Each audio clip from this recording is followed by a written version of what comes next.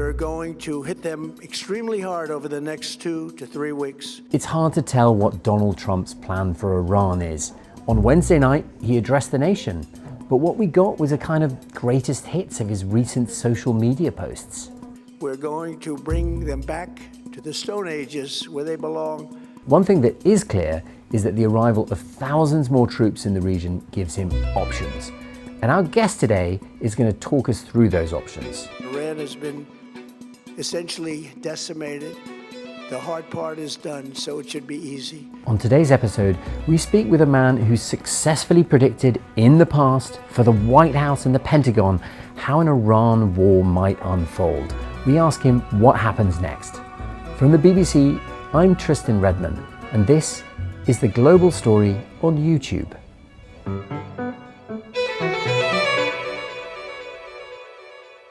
So a war game, really, it takes a lot of different forms, but at the end of the day, what you are trying to do is take policymakers and stick them in situations and scenarios that might play out in the future. Usually you have a whole bunch of different teams. Team Blue is the US or the good guys in those scenarios, and Team Red is the bad guys. It might be Iran. So if you're doing Iran, you will have Iran experts who really can try to play the role of how would the Iranians be doing this? And you have an American team that would really be made of policymakers and people who have played decision roles in the US government. You might have a European team. You might have a Russian team, all kinds of different Chinese, Israel, the Gulf. And you're trying to do is get a realistic experience as possible for the players about what they might face in different usually conflict and war scenarios. And it's not that what you take out of this experience is, okay, this is exactly how it's going to go.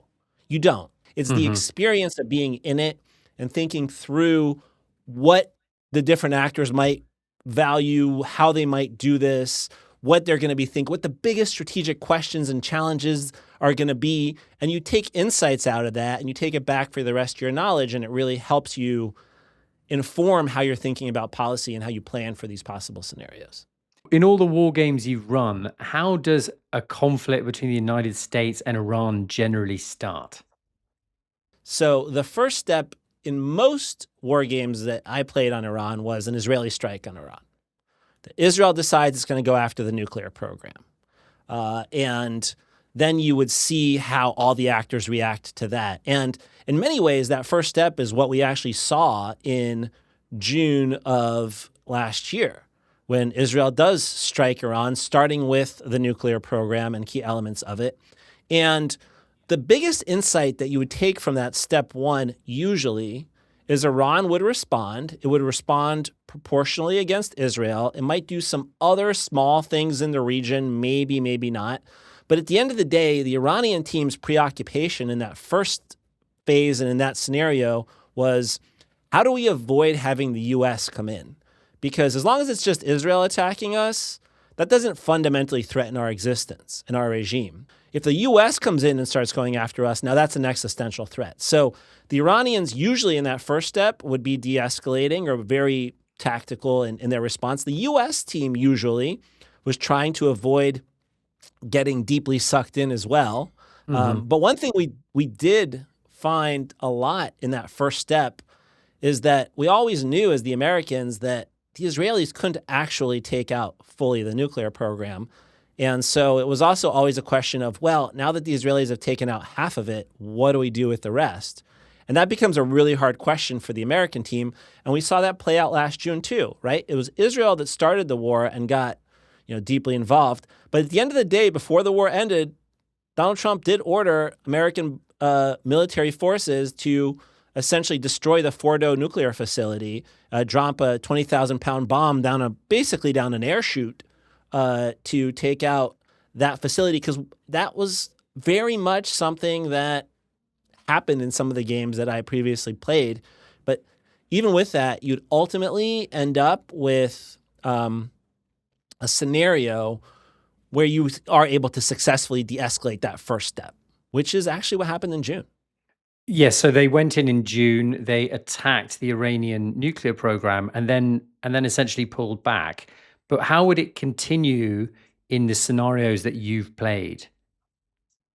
So in the scenarios that I played, then usually part of the way these war games work is you have people from the outside who are running it who purposefully at moments inject to force, okay, what if we go a step beyond this? What if the US does really get involved? So they would then, you add things that make sure that happens. And so then you usually would end up playing a step 2 where, yeah, the US gets directly involved and things start to escalate.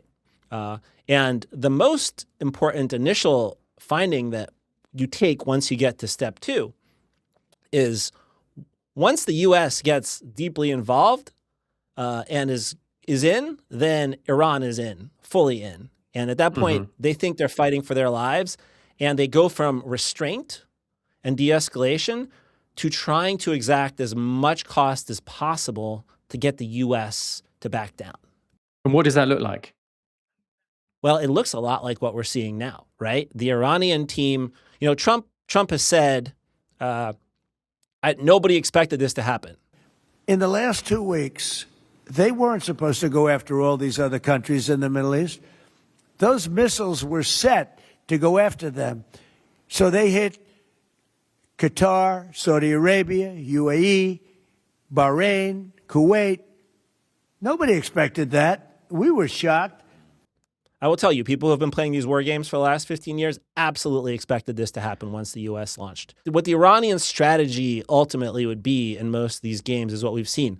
Raise the cost for the United States. And raise the cost for the United States means raise the global economic costs for the United States was probably the biggest one. So in some of these games, we had strikes certainly on American bases in the Middle East, and then over time on oil infrastructure, especially if the Israeli and American teams were striking Iranian oil infrastructure. And then what we usually assumed would happen is eventually, if Iran was pushed into the corner, they'd cut off the Strait of Hormuz, which again is what we've seen, because that's a huge lever point for them.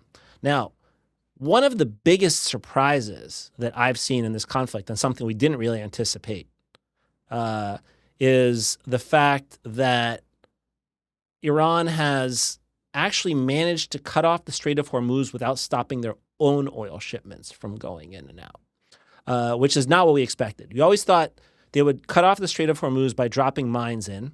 And then the problem with that, the reason that was a last resort was that it would be incredibly costly for them because they couldn't ship anything through the strait either. And what Iran has managed to do is a combination of drones, missiles, and coastal defenses. It's created enough risk around the Strait of Hormuz that nobody else wants to push ships through, but it can still push its own ships through and not fire at them. Iran is exporting more oil today than it was before the war started and making much more money off of it. That's the most shocking thing in all of this, and a thing that none of the war games predicted. That was not a scenario that I ever played where Iran was doubling its oil revenue as a result of an American-launched military campaign against it. Now, Donald Trump is talking about negotiating with Iran, but he has also said that if those negotiations aren't successful, then there are different military options available to him. So we're going to run through some of those different options and see what you make of them. So let's start with the first one, which is one that we're hearing a lot about at the moment. It's the idea that the United States might seize control of this island, Kharg Island, in the middle of the Gulf. What do you make of that possibility? What are the possible risks associated with it? And what are the possible rewards that the United States could get if it did that? Yeah, so this island, Kharg Island, is essential for Iran's oil exports. If the U.S. takes it, that is one way to stop Iranian oil exports. They drop by 90% because so much of Iran's oil basically is refined there, goes through there, and then is shipped out of there. Now, obviously, a lot of risks associated with it. The first question is, how hard is it to take and what are the casualties? This is a land operation in an island. It's about the third the size of Manhattan. I've never been part of a game that it actually involved what the casualties would look like and what the numbers would look like. But from a strategic perspective, right, I think the American rationale for this, the thought process is we're going to coerce. We're going to take this and get the Iranians to give up. What happens more often is the Iranians don't give up or suddenly concede to a better deal and cry uncle. They just escalate. And it's pretty obvious what they would escalate with. They would just be more aggressive in targeting oil infrastructure across the Persian Gulf and the Arabian Gulf. I don't think it'll end the war, and I don't think it ultimately changes the calculus. It just causes things to get more escalatory. And then the U.S. is still stuck with this question: what do we do with this island in the middle of the Persian Gulf that we now own? So it just really complicates things. Well, let's move to the second scenario, Ilan, which is a pretty radical and daring one if it were to come to pass. Now, this is a special forces operation.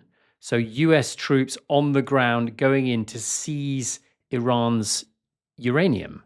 Now, over the weekend, Donald Trump said they're going to give us the nuclear dust. I call it the nuclear dust. And he was referring to Iran's stockpile of enriched uranium. Did you ever game out this particular possibility, and what happened? Yeah, we looked at a number of these scenarios. I think at the end of the day, it's incredibly risky and incredibly hard to pull off. I think much riskier than the island option, frankly, and much harder to do than the island option, which is why I think it's less likely.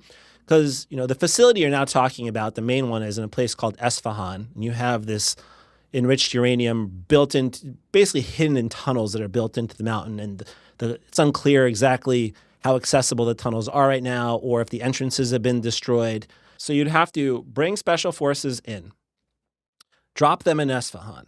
And Esfahan is in central Iran? Where is it exactly? Yes, it's basically in central Iran. This is not like bin Laden, where you're just right across the way in Afghanistan. You're talking about going inland a few hundred miles into Iran, dropping enough special forces in there to do two things.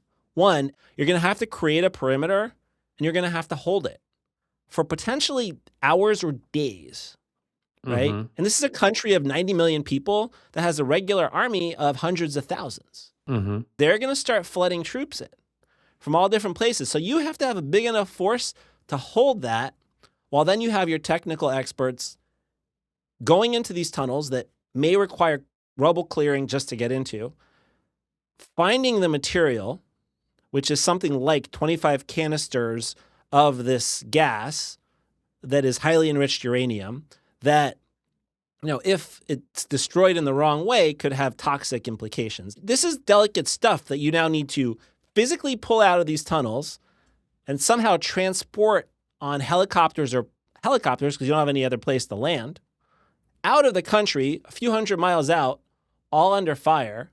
And the key is, this is not a smash and grab. When we killed Osama bin Laden, we went in and we killed Osama bin Laden, then we got out.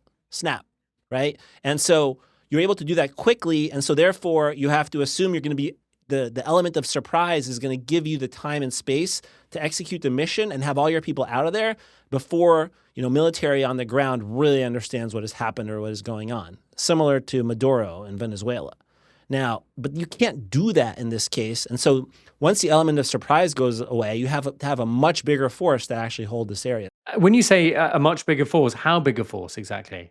I'm honestly not sure, but you're talking about hundreds or maybe even 1,000, right? I mean, you're talking about a lot of people on the ground to do this. And when you've gamed it out, what happened with such an attempt? So I've never gamed out this specific scenario, but when we've done similar concepts associated with special operations raids into Iran to get out, highly enriched uranium, it's incredibly complex with high levels of casualties, and it doesn't always work. And it was less complex than this, and those scenarios weren't played out deep in the middle of a war when already you have forces on high alert. And the risks that you were dealing with and the possibilities of, as you talk this through, were the positions get overrun and you end up with POWs, right? You end up with prisoners of war. There's also the risk of just getting bogged down and not being able to get your people out in a prolonged fight where you lose just a lot of people, a lot of casualties. Okay, so that would be potentially fraught with risk. Let's talk about another option, which is one that is being evoked by a lot of people in the United States, which is the possibility of boots on the ground, a full-scale invasion of Iran. Now, military experts seem to think that that's relatively unlikely at this stage for lots of reasons. When you've gamed this one out, what's actually happened? Yeah, I mean, we've never fully game this one out because it was such a bad idea that we never felt it was so seriously to be undertaken to the point of doing a full game. But, we studied and looked at the problem, and, you're talking about a country of 90 million people. So that's about somewhere between 3 and 4 times the size of the population of Iraq or Afghanistan. In Iraq and Afghanistan, we weren't able to keep those countries together and, fight an insurgency and with 150,000 to 200,000. We probably needed more like 300,000 to be successful. In this scenario, you need 3 to 4 times as many people. You start talking about 1 million American troops, which it's just not a plausible option. The other possibility that exists that's maybe more realistic land operation is to work with proxies, to work with various other actors. So you've heard conversation of supporting Kurds in northwest Iran. You've heard, there's also Baluchi separatists who have long kind of fought the Iranian government sometimes on the border with Pakistan, which is really more in Iran's southeast. So there's a world where you start supporting these kind of actors and groups to try to overthrow the regime. What's most likely to happen in scenarios like that is you could trigger civil war and instability. Not enough to actually cleanly change a regime, just chaos. And chaos is not a good outcome for the United States and certainly for Iran's neighbors. In a country that big, surrounded by Afghanistan, Iraq, Pakistan, countries with a long history of extremism, terrorism, having big security vacuums in Iran. It's just bad in all kinds of different ways, and the world blaming the United States for really a sort of what would be a humanitarian catastrophe. I don't think that works. A land invasion is just a preposterous idea, frankly. And so those options are just not very good escalation options. In terms of land forces that are being brought in, such as the Marines that are being brought in, 82nd Airborne, this feels much more like the U.S. giving itself the option. I don't think there's been a decision to take some islands in the Persian Gulf than it does like a major military operation outside of Iran, certainly a land operation. Let's move on to regime change, which is something we heard a lot about at the beginning of the conflict. Then it went away for a bit. But now both President Trump and the Secretary of Defense, Pete Hegseth, have said this week that they've already achieved regime change in Iran by killing the Supreme Leader Ali Khamenei and most of the senior leadership. Did you ever model regime change in Iran? I don't remember ever playing a game or, where we actually killed the leadership right at the top. That's not something we ever really modeled. But spent a lot of time looking at strategy of potential scenarios for eventual transition in Iran, because Ali Khamenei was 86 years old and he had had prostate cancer multiple times. So it was clear he wasn't going to be around for that much longer. And the question was, what comes afterwards? There are what you'd probably call the hardliners. There are those who are more pragmatic, who put more emphasis on let's integrate into the world. That's the long-term path for stability and success for Iran. And you had even more folks who were what you'd call reformists, the reformist camp, who wanted to go even further. And there was going to be, I believe, many of us believed, a real debate and power struggle when Khamenei died about what comes next. One of the people who was considered for supreme leader in the aftermath was Hassan Khomeini, who was very much a reformist and also the grandson of Ayatollah Khomeini, right, the original founder of the Islamic Republic. And you could have had a world where he became the supreme leader. Now, but by killing Khamenei and basically forcing the system to make a decision about the next leader under the most intense duress possible, right? I mean, fighting for their very survival. You really empowered the hardliners. You made it almost a guarantee that they would choose the guy who was going to fight. If you define regime change as replacing one guy who's 86 with his son who's 56 and is probably more hardline than he is and has deeper ties to the Islamic Revolutionary Guard Corps, then by those standards, you've achieved regime change. I want to ask you about our final scenario, which is how you actually de-escalate. Now, this week, Donald Trump has said in a Truth Social post, he said the United States is in serious discussions with a new and more reasonable regime to end our military operations in Iran. And he said that great progress has been made.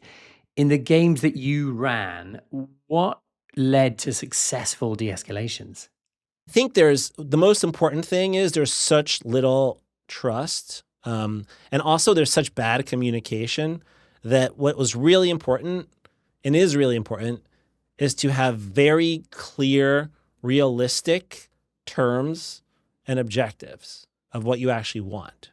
Even if both of them believe this actually did happen in a lot of games where both sides kind of wanted to end it, but both sides had very different interpretations and beliefs of their negotiating power, of who was actually in the position of strength and who was in the position of weakness. And then they end up talking way past each other in terms of the minimum of what each side needs to accept is just not the maximum of what the other will give.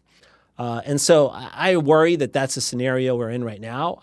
If I was advising the American administration right now, what I would advise the U.S. to do is put forward a pretty simple proposal that said, Trump can say, we will willing to stop and also get Israel to stop, and we will reign in Israel as long as Iran doesn't restart its nuclear program, 1. 2, stops attacking its neighbors, and 3, allows shipping through the Strait of Hormuz. If you were to say that publicly, the whole world wants this to stop, and the whole world and the region and pretty much everyone would jump on top and say, yes, this seems like a good proposal. That would put a lot of pressure on Iran, and I think pretty quickly you could get to an end. Far from an ideal end, but that would be, in my view, the best thing. Ilan, the work that you did, these war games, they were mostly for Democratic administrations and Democratic campaigns. Donald Trump and his administration have been very critical of Iran policy that was pursued by the United States in that era. They've said, for example, that the Iran deal, the Iran nuclear deal, the JCPOA, was too weak on Iran's nuclear activity and its ability to arm proxy groups like Hezbollah and Hamas.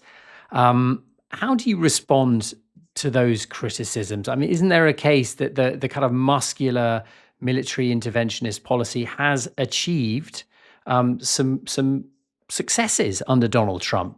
Qasem Soleimani's death, for example, but there have been others as well.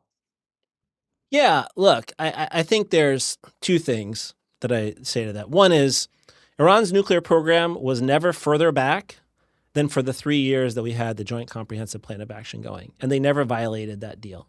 I still think that it was by far the best option we had on the table amongst a series of bad options. The other thing I'll say about Trump, though, and this is the biggest problem, right?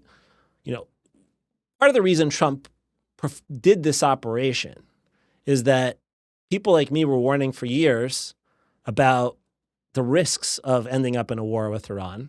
And so when he did Qasem Soleimani and killed Qasem Soleimani, who was the head of really the IRGC Quds Force. He was a legendary Iranian figure and general. I warned that was very risky.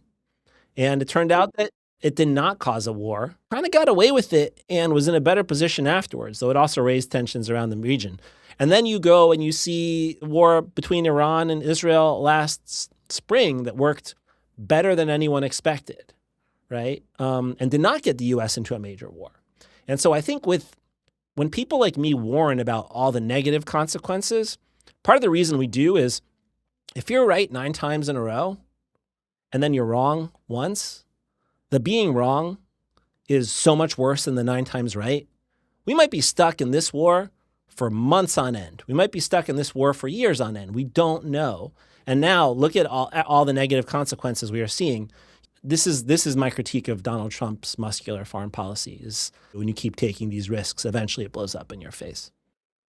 Of all the war games you've gamed out on Iran, what was the most common outcome between the United States and Iran? Yeah, either one of 2. The first was just de-escalation before it even got here. The second is what I would call Saddam Hussein of the 1990s, which is at the end of the day, Iran is still there. The regime is still there. Their navy is destroyed. Their missile program is set back, but still exists. The nuclear program is set back, but still exists. And the U.S. in the aftermath is stuck, having to leave large numbers of American forces to trying to contain what will be an Iran that will just be much more aggressive going forward. Before this war started, the idea of Iran launching a missile at an oil facility in Saudi Arabia or Qatar or UAE was beyond the pale. Now it's an everyday occurrence. And that means that even when this war ends, the threshold for going there is so much lower, then it's going to require much more attention, force, and commitment to keep it from happening again. I always believed the better strategy was to try to essentially contain and wait this regime out. You could over time just manage this problem, and eventually you would have the Iranian people who are highly educated, resourceful, powerful country take back their country. I still believe that will happen one day.